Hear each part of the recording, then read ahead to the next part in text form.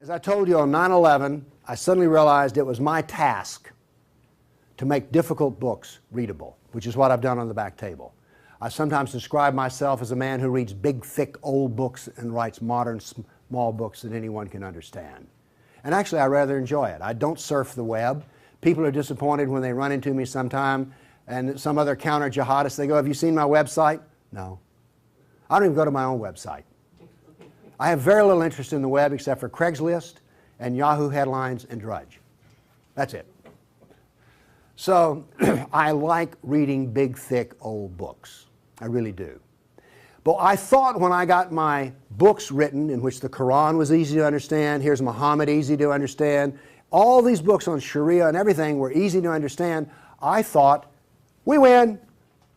No, we don't even have game. Because what I discovered was, other than a minority view, and trust me, you are so minor, everyone else's reaction to the knowledge, to the answer to question, what is the true nature of Islam, react in fear, hatred, and anger. When I try to explain to people something about Islam, they're terrified. So I thought people would run when I got my books published, and indeed they did run away from me. So I thought there was just one great question: what is the true nature of Islam? But I found there was a second question more important. Why are we afraid to know Islam? Now, remember I told you about stories? Here's the thing. My books are factual. They work here. But in dealing with human beings, if you're going to make a sale, any salesman will tell you this, the facts are secondary to the feelings. And where you get feelings is from stories, amongst other places. And I began to think about, why is everyone so afraid even though they don't know anything? Well, it turns out they do know little figments of stories about Islam that involve violence. And the knowledge that they were into the slave trade does not come as a shock, really. So, remember I told you that the house of Sufism was like a palace with a smell coming up from the basement? Everyone smelled that smell. They just don't want to talk about it. But it's somewhere deep in the back, almost primordial mind. So, the problem is we don't know the history of Islam. We don't know the answer to this question. This is the world of Islam. How did it happen? You can ask very intelligent people, and they will not be able to give you the answer to this question. How did North Africa go from being European and Christian to becoming Arab and Muslim? How did that happen? And is that an important question? How did the Middle East go from being Christian to Muslim? And is that an important question? I think it's an overwhelmingly important question. All right. Now, to understand how that Islamic world came about, we're going to have to go about and see how Islam entered our world. Now, to do that, Islam entered the world of the Byzantine Empire. We know that in the Sirah, Muhammad's life, his last days were spent killing Christians and subjugating them. After he died, that process continued. So, let's describe the world that Islam invaded. Now, we're told that the Roman Empire collapsed when the German barbarians invaded Rome. Y'all heard that story? Well, that's false. That is not true. It is wrong. What happened was, after the German barbarian tribes invaded Rome, they set up their own version of the Roman Empire. They retained classical culture. They spoke Roman. They hired Roman philosophers and Roman attorneys to teach their children and to run their schools. They came into the Roman Empire not to destroy the empire, but just to get the goods for themselves. The eastern part of the empire, so-called Byzantine Empire, is over here. Now, this is after the German invasion. The important point is this: there was still a classical empire. It's not collapsed. Then, after the fall of Rome, the Byzantines gradually exerted their political influence till now this was the new form of the Roman Empire. This is the Byzantine Empire, and it is about to be invaded. This is the classical world that Islam invaded. Notice that the classical world is still up and running. It's critical to remember that. It was now weak, but it was still up and running. We're going to see what caused its collapse.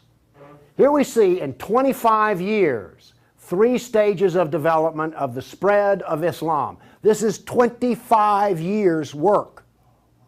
How is it that the Arabs were able to do to the Byzantine Empire what the Persians could not do in Iran? Here's the answer to that question.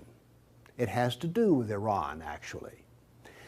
The Greeks and the Persians had been having wars since forever. All right? The 300 at Thermopylae, that was about the Persians.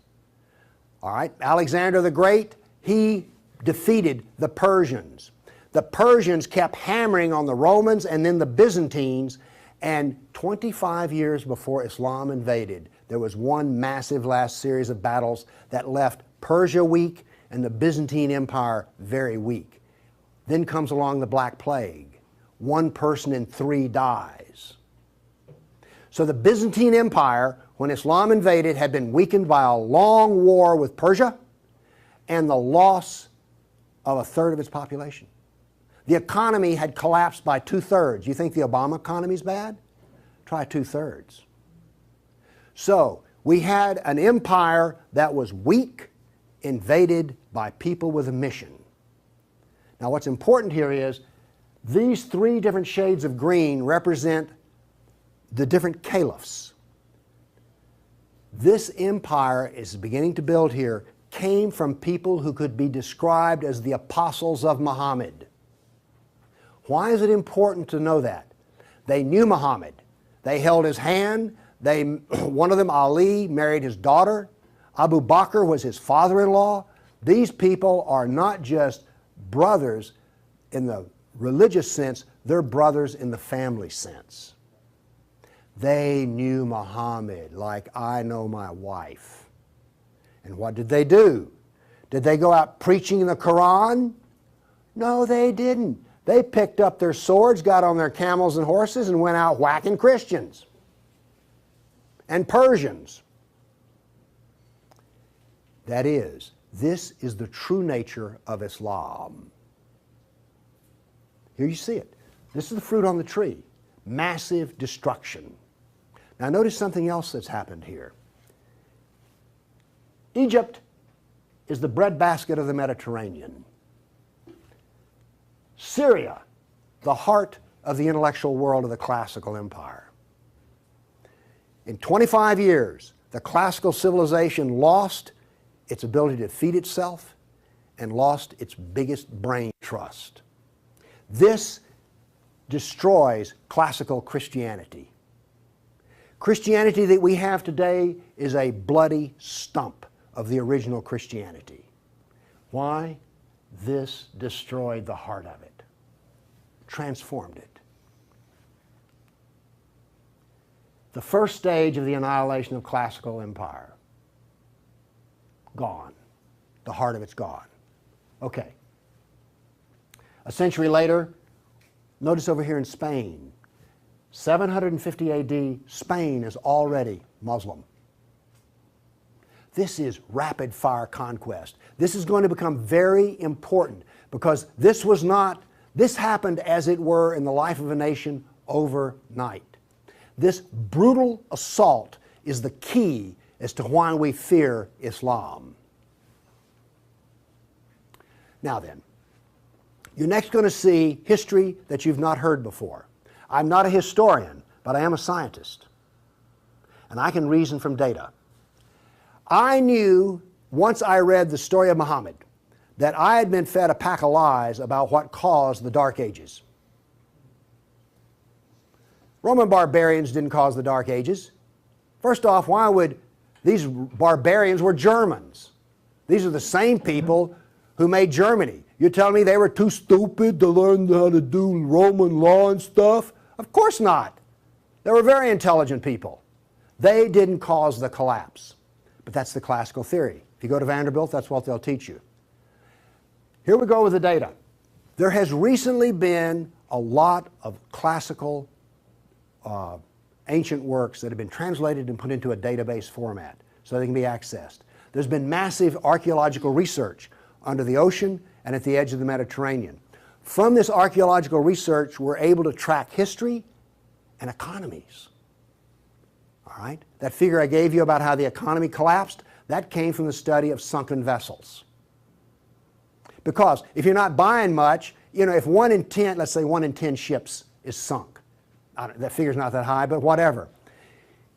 If you see a lot of sunken ships, there was a lot of ships sailing around. When they go down, the economy goes down. So from this data, we know a lot. And this, in particular, the database of ancient documents, gives us 548 battles that Islam fought against the classical world. This is all new information. I've talked with people who consider themselves history buffs, and they go, well, let's see, battles of Islam against Europe. Let's see, we've got the invasion, we got Tours, we got the invasion of at Gibraltar, we've got Lepanto, Gates of Vienna, collapse of, okay, that's 5. You talk to a historian, and those are the 5 battles they can scratch up. And I remind you, you can have all of these slides if you just send me an email for it. Okay, what does this new data show us? It shows us this. See the white spots? They're brand new battles. They're going to change to red. These are new. Every time, I want to show you this all over again, every tick is 20 years. The new battles for that 20-year period come up in white, then they fade to red to show you the history. So white's what's happening right now, red has happened. Let's see how these 548 battles act out over. We're going to watch, in 70 seconds, we're going to watch 1,200 years of conquest. Look how fast this is happening. Bam! Here comes. You didn't know France was hammered that hard, did you? You heard of Tours. Watch what's happening in Spain, in the islands. Now, many of these raids or battles, if they're at the coastline, are slave raids. The slaving that took place in here was extensive and went on and on. All of this work is also happening now then. We're now into the golden age of Baghdad. This is the punishment that's being handed out to Christians everywhere. In Spain, after one battle, there were knights' heads were cut off, and they made a pile so high that a man on horseback couldn't see over them. All of the European civilization in North Africa is now gone. I have a question. Have you read the 13th Tribe? No. Okay. Now, pretty soon, and by the way, there will be a period of time, and you can see the clock running up here, there will be a brief blip of 5 battles that occur in North Africa, the Barbary Pirate Wars. We're on there. Okay? Now then, Byzantium has fallen. Now then, Eastern Europe is being hammered. Notice that it is relentless. It doesn't stop. This is the history that you're never told about. This is the history that explains how all of this came about. Now then, they're getting slower because Islam is becoming weaker.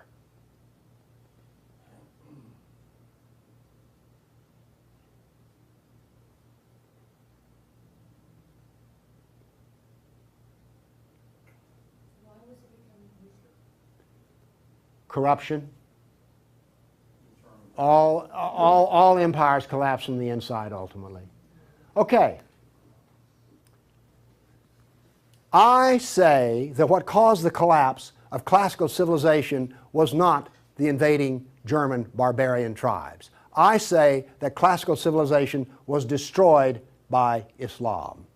Now comes the question, why do we not want to know that? We're going to answer that question. All right, now I want to give you the headline.